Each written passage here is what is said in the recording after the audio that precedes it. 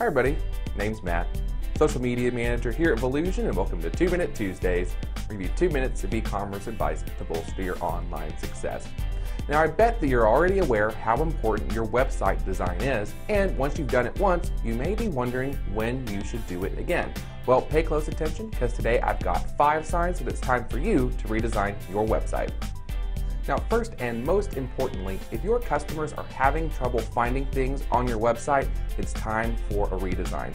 Now, if you're receiving questions in your inbox, or if you've done user testing and you see that customers are lost, you need to rethink your navigation and make sure you implement that with your redesign.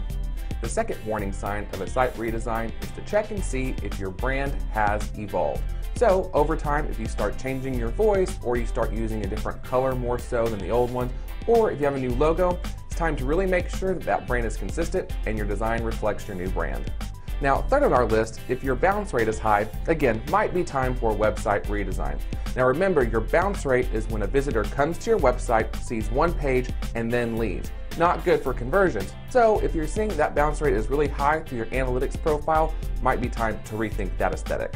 Number 4, if the message is too complicated, it's time to simplify your site design.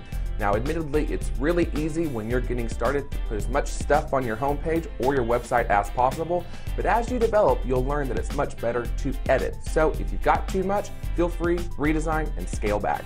And last but definitely not least, if your website just looks outdated and you know it in your gut, go ahead and look into that redesign. Again, if your brand's changed, if things just look a little bit old or antiquated, feel free to go ahead, make the investment, and get things turned around.